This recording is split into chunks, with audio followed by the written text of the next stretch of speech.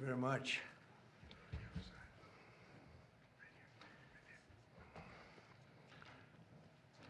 Thank you very much. This is a very big day for a lot of reasons, but this gentleman is a very unique man. I think I could say in the world of chips, certainly, but in the world pretty much of business, nobody's done what he's done. For those of you that are into that world, you would say, wow, he's a legend, but he is a legend, and it's an honor to be with you. Very great honor. Thank you very much. Mr. President. Thank you very much. Welcoming from TSMC, which is the biggest there is at a level that you can't even calculate, frankly. C.C. Wei to the White House for a very historic announcement. This is a tremendous thing for our country and hopefully for his company. We're also pleased to be joined by Commerce Secretary Howard Lutnick and White House AI and SIP, the crypto czar David Sachs, another two very highly respected people. It's great to have you guys involved. And David, thank you very much for coming on. David is sort of the king of intellect in that world.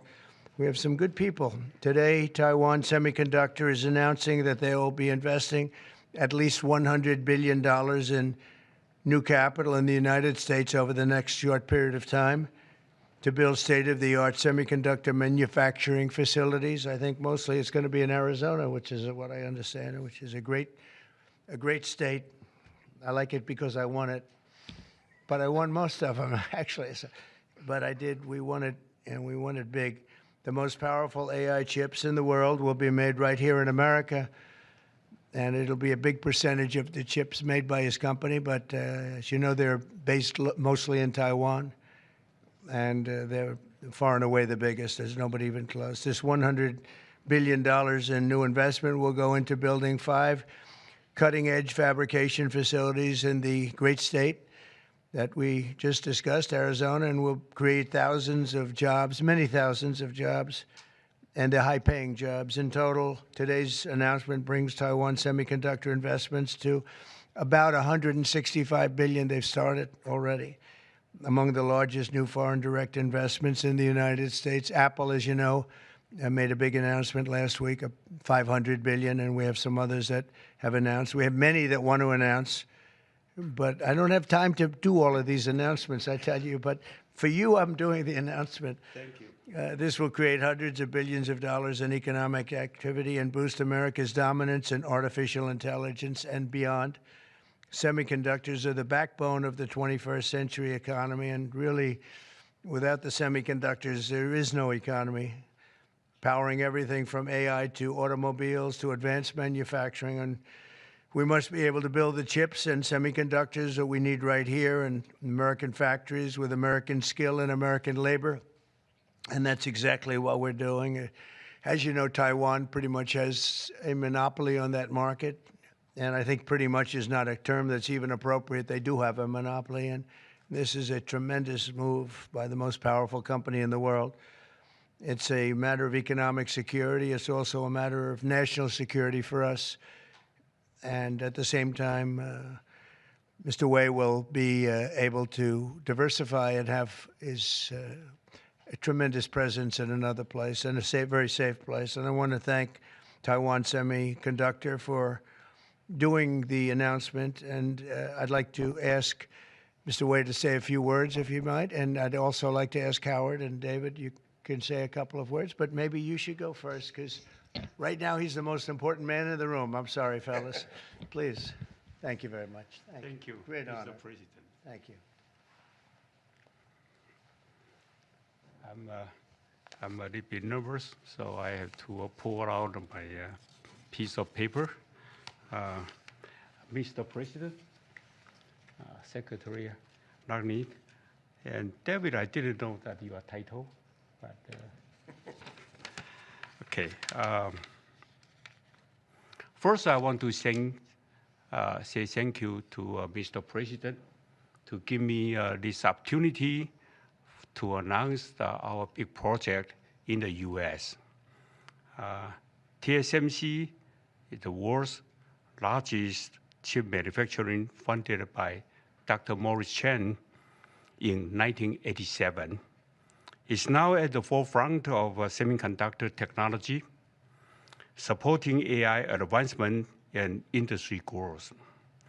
In fact, I would like to wind back the time that in 2020, we have to thank President Trump's vision and his support. So TSMC start the journey of establishing the advanced chip manufacturing in Arizona. And now, let me proudly say, now the vision become reality. In Phoenix, Arizona, with 3,000 employees, we are producing the most advanced chip made on US soil.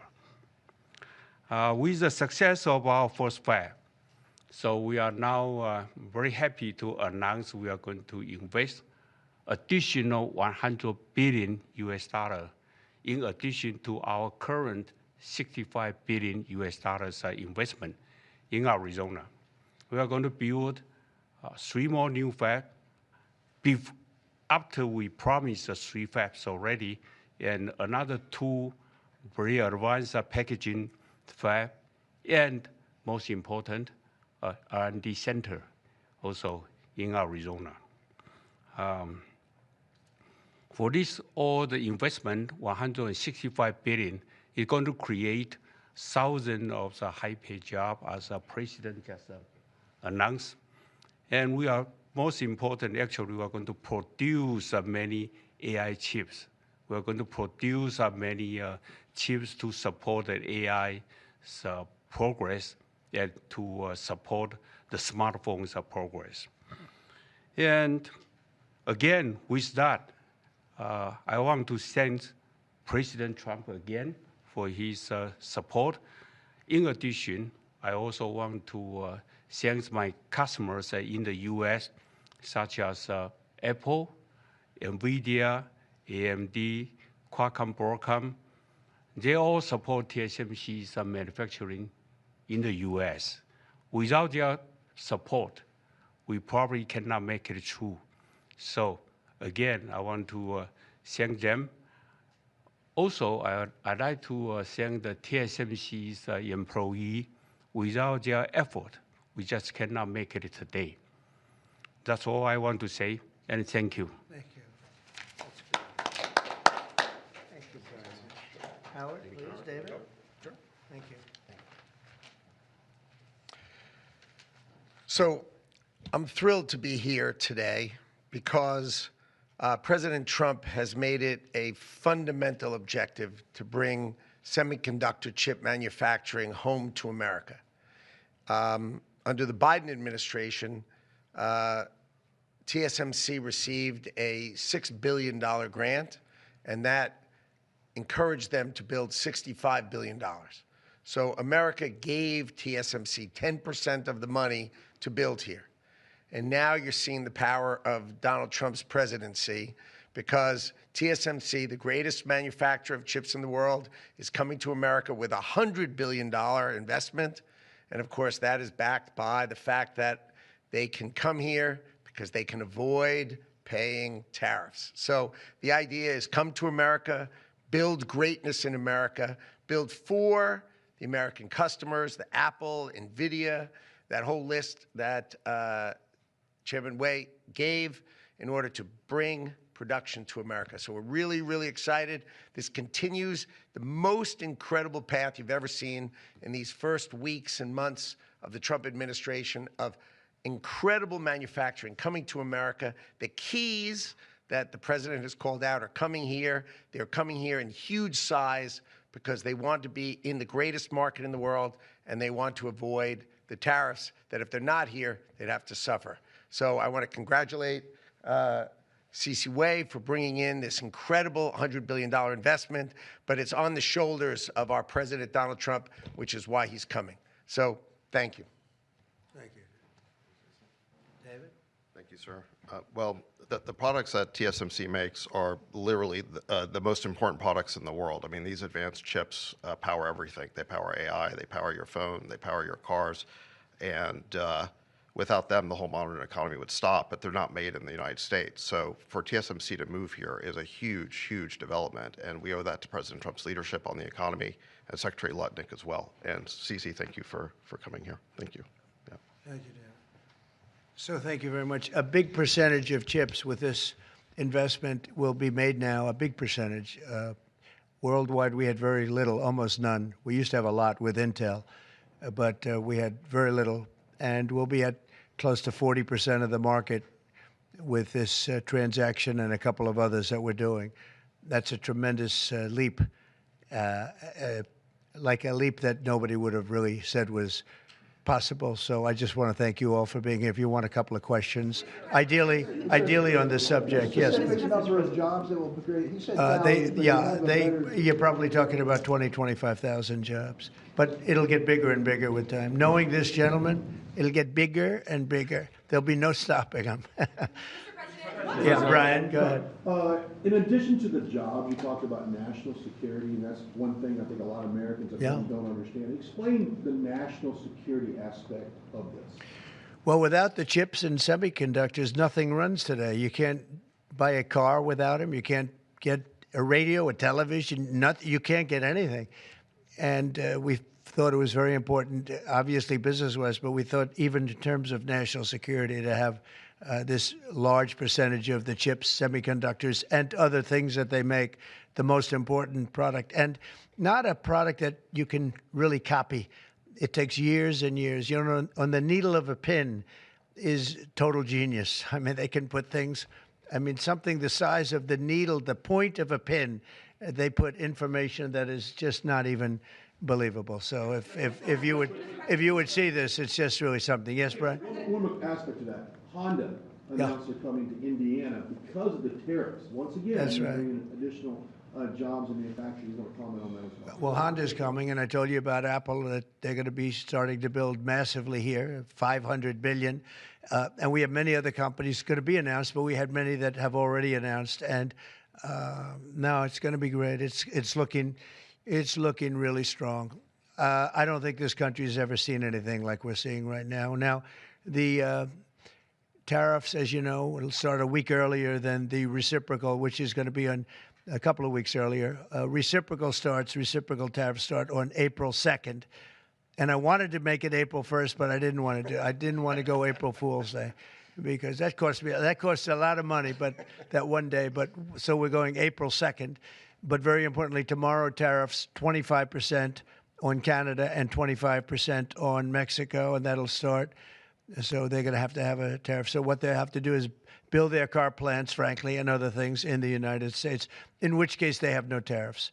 In other words, you build, and this is exactly what Mr. Wei is doing, by building here. Otherwise, they'll build, if they did them in Taiwan to send them here, they'll have 25% or 30% or 50% or whatever the number may be someday.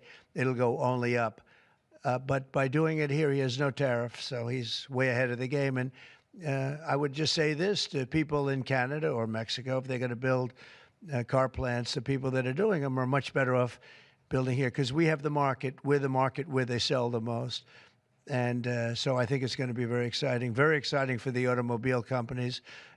Very exciting for, I can think of any, as an example, North Carolina, they had the great, I used to go there to buy furniture for hotels, and it's been wiped out. That business all went to other countries. And now it's all going to come back into North Carolina, the furniture manufacturing business, please. Is the Ukraine minerals deal now dead, or can it be revived? Well, I'll let you know. We're making a speech. You probably heard about it tomorrow night, so I'll let you know tomorrow night. But no, I don't think so. I think it's a great deal for us because, you know, Biden very, very foolishly, stupidly, frankly, gave $300 billion and $350 billion more accurately to a country to fight and to try and do things. And you know what happened? We get nothing. We get nothing. Just gave it. We could have rebuilt our entire U.S. Navy with $350 billion. Think of it, $350 billion. We could have rebuilt our U.S. Navy. So he gave it away as fast as the money could be gone. And what we're doing is getting that all back and a lot more than that. And we need, it's very important for this business that we're talking about here with chips and semiconductors and everything else. We need rare earths. And the deal we have is we have the finest rare earths that you can. Sir, on Ukraine. Mr. President, what do you need to see from President Zelensky to restart these negotiations? Well, I just think he should be more appreciative because this country has stuck with them through thick and thin. We've given them much more than Europe, and Europe should have given more than us because, as you know, that's right there. That's the border. This country really was like the fence on the border. It was very important to Europe, and I'm not knocking Europe. I'm saying that they were a lot smarter than Joe Biden because Joe Biden didn't have a clue. He just gave money hand over fist, and they should have been able to equalize with us. In other words, if we gave $1, they should have given. Well, we gave $350 billion. They probably gave $100, but on top of it all, they get their money back because they're doing it in the form of a loan, and it's a secured loan. So when I saw that, which I've known about for a little while, I said it's time for us to be smart. At the same time, it's great for them because they get us in the country taking the rare earth, which is going to fuel this big engine, and especially the engine that we've in a very short time created. And we get something, and we're there. We have a presence there. With all of that being said, I want one thing to happen. I want all of those young people to stop being killed. They're being killed by the thousands every single week. Last week, 2,700 were killed. 2,700 young, in this case, just about all young boys from Ukraine and from Russia. And that's not young people from the United States, but it's on a human basis. I want to see it stop. The money is one thing, but the death. And they're losing thousands of soldiers a week. And that's not including the people that get killed every time a town goes down or a missile goes into a town. And I want to see it stop. Yes. Are you considering canceling military aid to Ukraine? And can we get a reaction to what the Kremlin just said, that your administration is bringing U.S. worldview in alignment with Moscow's? So this is a deal that should have never happened. This is a deal that would have never happened. And it didn't happen for 4 years. It didn't happen. It was never even close to happening. If I were president, it would not have happened. And October 7th would not have happened in Israel. And inflation wouldn't have happened. And Afghanistan, disastrous, the way they withdrew. Not the fact that they withdrew, but the way they withdrew would have never happened. And we would have had Bagram right now instead of China having it. It was 1 hour away from where China makes their nuclear weapons. We would have kept Bagram, with one of the biggest air bases in the world. All of these things happened, and it's a shame. But it is what it is, and now we're here. I want to see it end fast. I don't want to see this go on for years and years. Now, President Zelensky supposedly made a statement today in AP. I'm not a big fan of AP, so maybe it was an incorrect statement, but he said he thinks the war's going to go on for a long time, and he better not be right about that. That's all I'm saying. This project, could this minimize the impact to the U.S. with chips should China decide to isolate Taiwan or China decide to take Taiwan? Well, it's a very interesting point. It's a great question, actually, but this would certainly, I can't say minimize. That would be a catastrophic event, obviously. But it will at least give us a position where we have, in this very, very important business, we would have a very big part of it in the United States. So it would have a big impact if something should happen with Taiwan. Are you looking at relieving Russian sanctions if there is a peace deal? Well, we're going to make deals with everybody to get this war, including Europe and European nations. And they've acted very well. You know, they're good people. I know most of them are friends of mine. The heads of state, the heads of the various countries, prime ministers from the different. I got four prime ministers and 5 presidents called me over the last 2 days, and they want to work it out. They want to get it worked out. And I think they're also, you know, they're talking money, but the money is less important than the deaths. We're talking thousands of young people a week. And people would say, why do I care about Ukraine young people. Why do I care about? And not all young, but they're pretty young. You know, Ukraine is running a little bit low, and they're getting older. They're recruiting older people. It's a very, very sad thing that's happening over there, and we want to get it finished. We want to stop the death. On the tariffs, is there any room left for Canada and Mexico to make a deal before midnight? And should we expect those Chinese tariffs, the extra 10%, to take No effect room tomorrow? left for Mexico or for Canada. No, the tariffs, they're all set. They go into effect tomorrow. Mr. President, just to follow up on my colleague's question. And just so you understand, vast amounts of fentanyl have poured into our country from Mexico, and as you know, also from China, where it goes to Mexico and goes to Canada. And China also had an additional 10, so it's 10 plus 10. And it comes in from Canada and it comes in from Mexico, and that's a very important thing to say. Yeah, please, go ahead. Have you decided if you're going to suspend military aid to Ukraine? Have you made that decision? Well, I haven't even talked about that right now. I mean, right now, we'll see what happens. A lot of things are happening right now as we speak. I mean, literally as we speak. I could give you an answer and go back to my office, the beautiful Oval Office. I could go back into the Oval Office and find out that the answer is obsolete.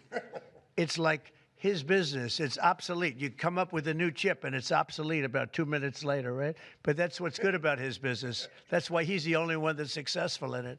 But to follow up with my colleague's question, from Russia saying that your foreign policy is largely in line with their vision, should that be concerning to Americans? said what? Should that be concerning to Americans? Read the statement. That Russia says that your administration's foreign policy is, quote, largely in line with their vision. Well, I'll tell you what, I think it takes two to tango, and you're going to have to make a deal with Russia, and you're going to have to make a deal with Ukraine. You're going to have the assent, and you're going to have the consent from the European nations, because I think that's important, and from us. I think everybody has to get into a room, so to speak, and we have to make a deal. And the deal can be made very fast. It should not be that hard a deal to make. It can be made very fast. Now, maybe somebody doesn't want to make a deal. And if somebody doesn't want to make a deal, I think that person won't be around very long. That person will not be listened to very long, because I believe that Russia wants to make a deal. I believe certainly the people of Ukraine want to make a deal. They've suffered more than anybody else. We talk about suffering. They've suffered. But if you think about it, under President Bush, they got Georgia, right? Russia got Georgia. Under President Obama, they got a nice big submarine base, a nice big chunk of land where they have their submarines. You know that, right? Crimea. Under President Trump, they got nothing. And under President Biden, they tried to get the whole thing. They tried to get the whole big Ukraine, the whole thing. If I didn't get in here, they would have gotten the whole thing. So I can only say, you can go back to Bush, you can go back to Obama, and go back to Biden. They took a lot. The only one they didn't get, you know what I gave them? I gave them anti-tank missiles. That's what I gave them. I gave them sanctions on Russia. I gave them javelins. You know the javelins? You know when they took out all those tanks? You know the tanks were heading to Kiev by the hundreds, and they were unstoppable. And I gave them javelins. So, you know, I really, Putin is the one that will tell you this has not been so good for them. The fact is that I just want fairness. I want fairness. But think of it. I gave Russia nothing except grief. I gave them nothing. I gave them sanctions and javelins. That's what I gave them. Obama gave them sheets, and you heard that statement before. It's a very famous. Trump gave them javelins, and Obama gave them sheets, and then they say how close I am to Russia. And let me tell you, we have to make a deal because there are a lot of people being killed that shouldn't be killed. But remember, Trump gave them nothing, and the other presidents gave them a lot. They gave them everything. On trade, you met with Argentine President Javier Milei at CPAC. He wants to sign a free trade agreement with the United States. Is that something that you would consider even with Argentina? I'll consider anything. And Argentina, I think he's great, by the way. I think he's a great leader. He's doing a great job. He's doing a fantastic job. Brought it back from oblivion. Yeah, we'll look at things. We're looking at the UK with things. It doesn't have to be tariffs, but tariffs are easy. They're fast, they're efficient, and they bring fairness. For instance, when people kill their dollar, their equivalent of the dollar, whether it's the yuan or the yen in Japan or the yuan in China, when they drop them down, that puts us at a very unfair disadvantage. So all I have to do is say, Howard, we're going to have to raise the tariffs a little bit, because I've called President Xi, I've called the leaders of Japan to say you can't continue to reduce and break down your currency. You can't do it because it's unfair to us. It's very hard for us to make tractors, Caterpillar, here when Japan, China, and other places are killing their currency, meaning driving it down. So all of these things add up. And the way you solve it very easily is with tariffs, because when they do that, instead of having to make phone calls every day like I used to do with certain leaders, President Xi a little bit, a lot of phone calls, talking about the fact that they're lowering their yuan, they're lowering it down, and that makes it very, very hard for us. So this way I just say, look, let them do that, and we make up for it with the tariffs. But Will you be speaking with Mexican President Claudia Sheinbaum about yeah, sure, I will. I have a lot of respect for her. I have a lot of respect for her. Mr. President, Mr. President, tariff takes effect. It'll be 20% on China now. How high are you willing to go against China? Well, I can't say. It depends on what they do with their currency. It depends on what they do in terms of a retaliation, with some kind of an economic retaliation, which I don't think they're going to retaliate too much. Hey, look, the United States has been taken advantage of for 40 years. The United States has been a laughingstock for years and years. That's why this gentleman is built in Taiwan instead of building here. It would have been better if he built here. If we had a president that knew what they were doing, and we had a lot of them very bad on trade. Look, I'm a huge fan of Ronald Reagan, but he was bad on trade, very bad on trade. He allowed a lot of people, a lot of businesses to be taken. So I say that with due respect, because he was so great on other things, but he was bad on trade. We are setting records right now, records like nobody has ever seen before. When you have companies like this coming in, and almost 40% of their company in one signature is going to be devoted to what he does, which is one of the most important businesses in the world. That's an unbelievable thing. When Apple now is going to start building all of their plants here, all because of what we've done in terms of, it's not because he likes me or they like me. They don't probably like me at all. I don't know. I think he likes me a little bit at least.